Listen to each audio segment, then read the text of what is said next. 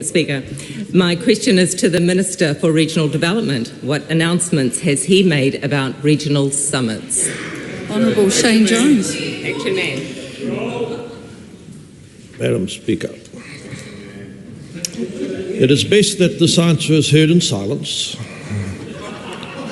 I have announced a series, Madam Speaker, of 15 nationwide summits where the audiences have applauded the fact that at long last, after 3 years of absence, a regional development minister willing to be bold and make allocative decisions has arrived.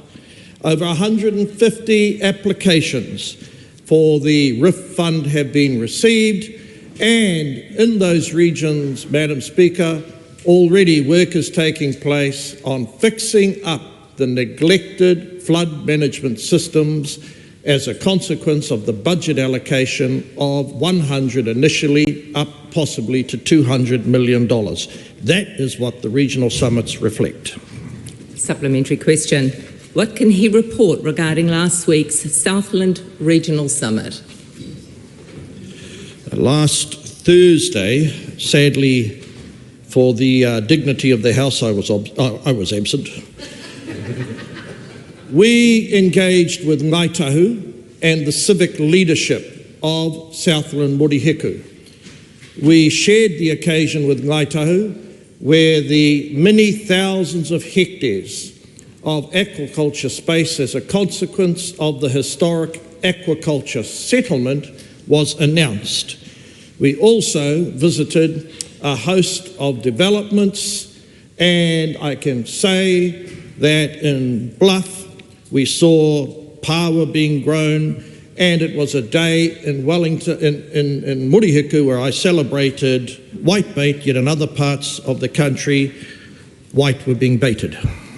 Supplementary question. What does he plan to discuss at the Taranaki Regional Summit tomorrow?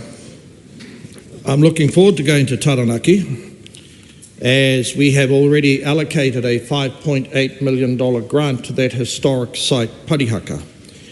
But I'm also proud to go into Taranaki because I'm going to extol the virtues of iron sand mining. I'm going to remind the audience that vanadium and other minerals are essential for the climate change journey. And unlike other MPs, we're prepared to make the hard trade-off decisions. And I'm also, Madam Speaker, going to share with the Taranaki audience that soon the oil and gas ban, which destroyed the oil and gas industry by the last government, will pass through Parliament. Supplementary question. Why does the Minister think it is important to visit the regions and hold these summits? So much of politics is about hope. Underlying these regional summits and the existence of the Pūtea 1.2 billion is a demonstration on the part of our government that we are willing to co-invest. We believe in public-private collaborative efforts, and from time to time there will be, on the rare occasion, projects that do require a modest level of grant funding. But people have to have confidence that solutions that are discovered in the regions won't be squashed by Wellington advisors or timid politicians, far too many of which sit on the other side of the House.